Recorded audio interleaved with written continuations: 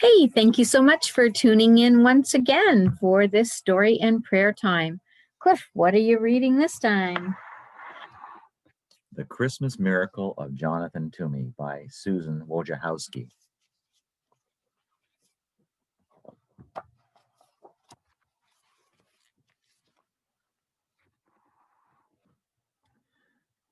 The village children called him Mr. Gloomy, but in fact his name was Toomey, Mr. Jonathan Toomey, and though it is not kind to call people names, this one fit quite well. For Jonathan Toomey seldom smiled and never laughed.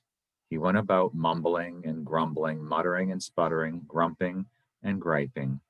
He complained that church bells rang too often, that the birds sang too shrilly, and the children played too loudly.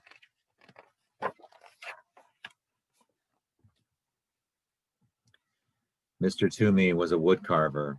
Some said he was the best woodcarver in the whole valley. He spent his days sitting at a workbench carving beautiful shapes from blocks of pine and hickory and chestnut wood.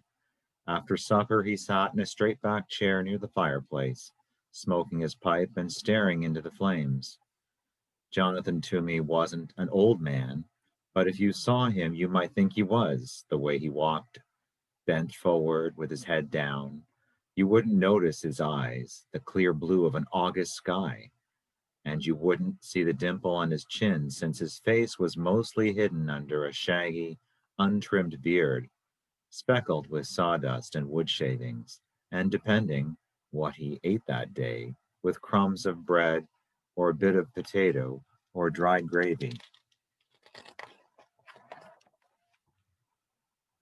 The village people didn't know it, but there was a reason for his gloom, a reason for his grumbling, a reason why he walked hunched over, as if carrying a great weight on his shoulders.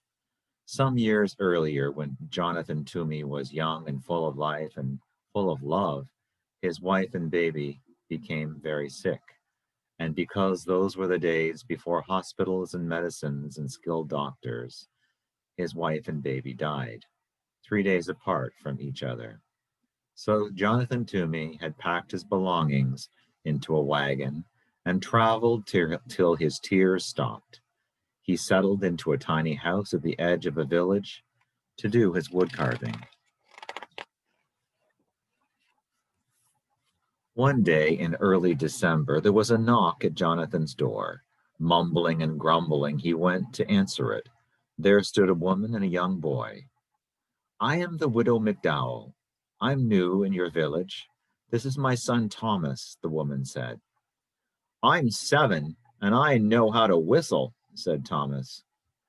"Whistling is pish-posh," said the wood carver gruffly.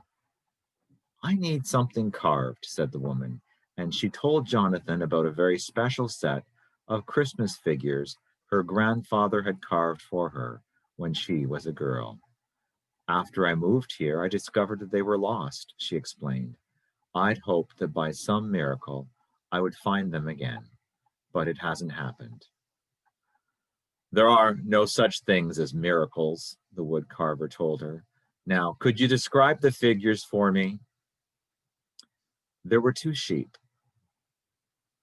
with curly wool. "Yes, 2," said the widow, "and a cow and an angel, Mary, Joseph, the baby Jesus, and the wise men." "3 of them," added Thomas. "Will you take the job?" asked the widow McDowell. "I will." "I'm grateful. How soon can you have them ready?" "They'll be ready when they're ready," he said. "But I must have them by Christmas. They mean very much to me. I can't remember a Christmas without them." "Christmas is pish-posh," said Jonathan gruffly, and he shut the door. The following week, there was a knock at the woodcarver's door. Muttering and sputtering, he went to answer it. There stood the widow, McDowell, and Thomas. "Excuse me," said the widow, "but Thomas has been begging to come and watch you work. He says he wants to be a woodcarver when he grows up and would like to watch you since you are the best in the valley." "I'll be quiet. You won't even know I'm here," Please, please, piped in Thomas. With a grumble, the woodcarver stepped aside to let them in. He pointed to a stool near his workbench. No talking, no jiggling, no noise, he ordered Thomas. The widow McDowell handed Mr. Toomey a warm loaf of cornbread as a token of thanks. Then she took out her knitting and sat down in a rocking chair in the far corner of the cottage. Not there, bellowed the woodcarver. No one sits in that chair. So she moved to the straight-backed chair by the fire. Thomas sat very still. Once, when he needed to sneeze, he pressed a finger under his nose to hold it back. Once, when he wanted desperately to scratch his leg, he counted to 20 to keep his mind off the itch. After a very long time, Thomas cleared his throat and whispered, Mr. Toomey, may I ask a question? The woodcarver glared at Thomas and then shrugged his shoulders and grunted. Thomas decided it meant yes, so he went on. Is that my sheep you're carving? The woodcarver nodded and grunted again. After a very long time, Thomas whispered, Mr. Toomey, excuse me, but you're carving my sheep wrong. The widow McDowell's knitting needles stopped clicking. Jonathan Toomey's knife stopped carving. Thomas went on. It's a beautiful sheep, nice and curly, but my sheep looked happy. That's pish-posh, said Mr. Toomey. Sheep are sheep. They cannot look happy. Mine did, answered Thomas. They knew they were with the baby Jesus, so they were happy. After that, Thomas was quiet for the rest of the afternoon. When the church bells chimed 6 o'clock, Mr. Toomey grumbled under his breath about the awful noise. The widow McDowell said it was time to leave. Thomas sneezed 3 times, then thanked the woodcarver for allowing him to watch. That evening, after a supper of cornbread and boiled potatoes, the woodcarver sat down at his bench. He picked up his knife, he picked up the sheep. He worked until his eyelids drooped shut.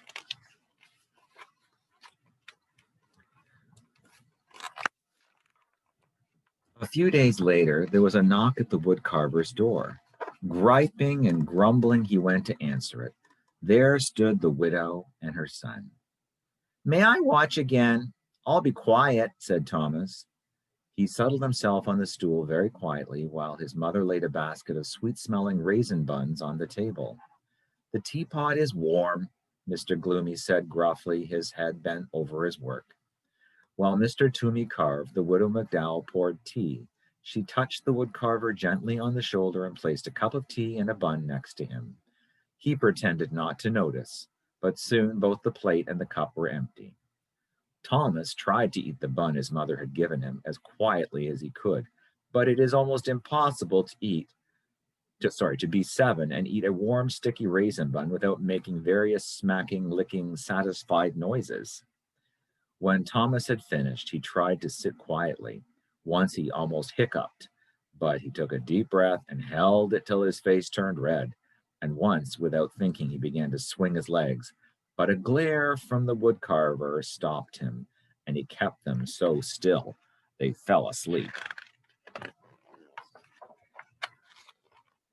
After a very long time, Thomas whispered, Mr. Toomey, excuse me. May I ask a question? Is that my cow you're carving? Nod and grunt. Another very long time went by. Then Thomas cleared his throat and said, Mr. Toomey, excuse me, but I must tell you something. That is a beautiful cow, the most beautiful cow I've ever seen, but it is not right. My cow looked proud. That's pish-posh, growled the woodcarver. Cows are cows. They cannot look proud. My cow did. It knew that Jesus chose to be born in its barn, so it was proud. Thomas was quiet for the rest of the afternoon. The only sounds that could be heard were the scraping of the carving knife, the humming of the widow McDowell, and the click-click of her knitting needles. When the church bells chimed 6 o'clock, Mr. Toomey muttered under his breath about the noise.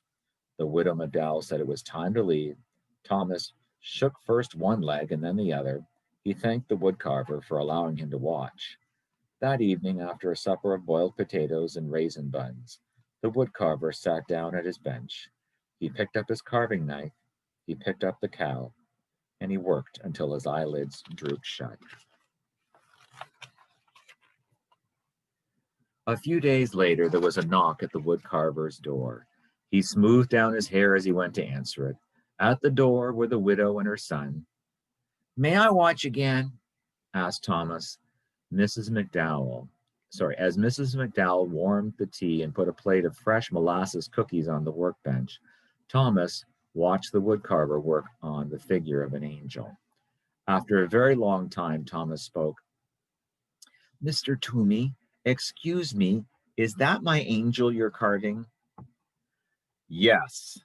And would you do me the favor of telling me exactly what I'm doing wrong?" "Well, my angel looked like one of God's most important angels because it was sent to baby Jesus." "And just how does one make an angel look important?" asked the woodcarver. "You'll be able to do it," Thomas said. "You're the best woodcarver in the valley." After another very long time, Thomas spoke. "Mr. Toomey, may I ask a question?" "Do you ever stop talking?" asked the woodcarver. "My mother says I don't. She says I could learn about the virtue of silence from you." Under his beard, the woodcarver's face turned pink. The widow McDowell's face turned as red as the scarf she was knitting. "Well, speak up. What's your question?" "Will you please teach me to carve?" "I'm a very busy man," grumbled the woodcarver, but he put down the important angel. "You will carve a bird." "A robin, I hope," said Thomas. "I like robins." With a piece of charcoal, the woodcarver sketched a robin on a piece of brown paper. He handed Thomas a small block of pine and a knife. He showed him how to lop the corners from the block and slowly smooth the edges of the wood into curves. Thomas copied the woodcarver's strokes, head bent, tongue working from side to side of his lower lip as he concentrated. When the church bells chimed 6 o'clock, Jonathan Toomey was holding Thomas's hand in his, guiding the knife along the edge of a wing. He didn't hear them ringing. The widow McDowell said it was time to leave. Thomas brushed wood shavings from his shirt. Then he reached out and brushed two especially large pieces of wood shaving from Jonathan Toomey's beard. He thanked the woodcarver for teaching him how to carve. Later, after a supper of boiled potatoes and molasses cookies, Jonathan Toomey went to his workbench. He thought for a very long time. He sketched drawing after drawing. Finally, he picked up his carving knife. He picked up the angel. He carved until his eyelids drooped shut.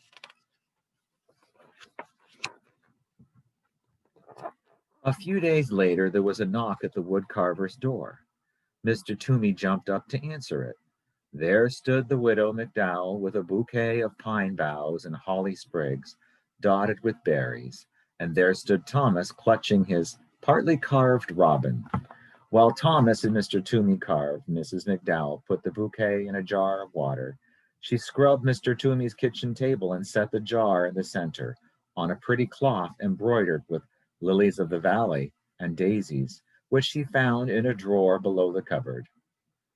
"Next, I will carve the wise men and Joseph," the woodcarver said to Thomas. "Perhaps before I begin, you will tell me about all the mistakes I'm going to make." "Well," said Thomas, "why, my wise men were wearing their most wonderful robes because they were going to visit Jesus, and my Joseph was leaning over baby Jesus like he was protecting him. He looked very serious." It wasn't until the church bells had chimed and the widow and her son were preparing to go that Mr. Toomey saw the jar of pine boughs and the scrubbed table and the cloth embroidered with lilies of the valley and daisies. "I found the cloth in a drawer. I thought it would look pretty on the table," the widow McDowell said, smiling. "Never open that drawer," the woodcarver said harshly. When the two had left, Jonathan put the cloth away. That evening, after a supper of boiled potatoes, the woodcarver worked on Joseph and the wise men until his eyelids drooped shut. A few days later, there was a knock on the woodcarver's door. He dusted the crumbs from his beard and brushed the sawdust from his shirt. At the door were the widow McDowell and Thomas. All afternoon, Thomas watched the woodcarver work. When it was time to leave, Jonathan said to Thomas, "I'm about to begin the last two figures, Mary and the baby. Can you tell me how your figures looked?" "They were the most special of all," said Thomas. "Jesus was smiling and reaching up to his mother, and Mary looked like she loved him very much." "Thank you, Thomas," said the woodcarver. "Tomorrow is Christmas. Is there any chance the figures will be ready?" the widow McDowell asked. "They'll be ready when they are ready." "I understand," said the widow, and she handed Jonathan two packages. "Merry Christmas," she said. Jonathan folded his arms across his chest. "I want no presents," he said harshly. "That is exactly why we are giving them," answered the widow, and she put them down on the table and left. Jonathan sat down at the table. Slowly he opened the first package. Inside was a red scarf, hand knit, warm and bright. He tied the scarf around his neck. The other package held a robin, crudely carved of pine. A smile twitched at the corners of Jonathan's mouth as he ran his fingers over the lopsided wings. He dusted the fireplace mantel with his sleeve and placed the robin exactly in the center so he could look at it from his chair. The woodcarver did not eat supper that day. Instead, he began to sketch the final figures, Mary and Jesus. He drew Mary, then he wadded the sketch into a ball and tossed it on the floor. He drew the baby, wadded the sketch into a ball and tossed it with the first. He sketched again. Once more he crumpled the paper. Soon there was a small mountain of crumpled papers at his feet. He picked up a block of wood and tried to carve, but his knife would not do what he wanted it to. He hurled the chunk of wood into the fireplace and sat staring into the flames. When he heard the church bells announcing the midnight Christmas service, he got up. Slowly he opened the drawer beneath the cupboard, the drawer he had told the widow to never open. From it he took the cloth embroidered with lilies of the valley and daisies. He took out a rough woolen shawl and a lace handkerchief. He took out a tiny white baby blanket and a little pair of blue socks. He placed each piece gently on the floor. And from the bottom of the drawer, he lifted out a picture frame, beautifully carved of deep brown chestnut wood. In the frame was a charcoal sketch of a woman sitting in a rocking chair, holding a baby. The baby's arms were reaching up, touching the woman's face. The woman was looking down at the baby, smiling. Jonathan sat down in his rocking chair and held the picture against his chest. He rocked slowly, his eyes closed. 2 tears trailed into his beard. When he finally took the picture to his workbench and began to carve, his fingers worked quickly and surely. He carved all through the night. The next day, there was a knock at the widow McDowell's door. When she opened it, there stood the woodcarver, his neck wrapped in a red scarf, holding a wooden box stuffed with straw. "Mr. Toomey," said the widow, "what a surprise! Merry Christmas!" "The figures are ready," he said as he stepped inside.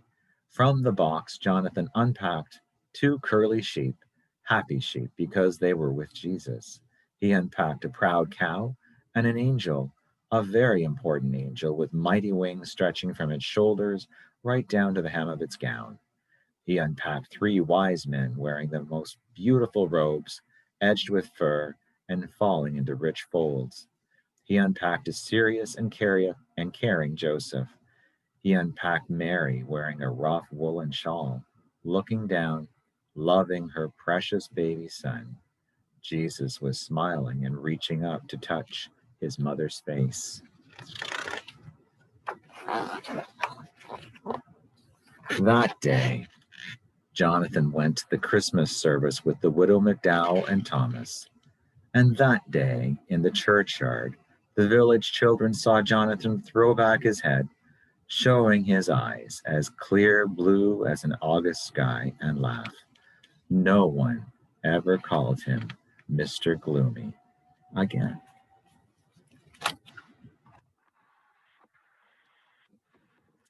The spirit of Christmas can work in all of our hearts.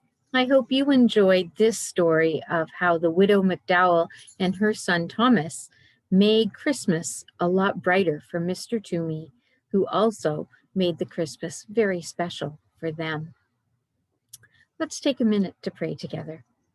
Dear God, we thank you for special people who come into our lives, for the way we can surprise each other, that it makes such a difference to be able to care about one another, to ask questions, and to be empowered to share love each and every moment. We thank you for new friends that we make. We thank you for doing the loving thing and always seeking to treat others the way we want to be treated. Continue to be with us, watch over us, bless us, and all of our friends. In Jesus' name, amen.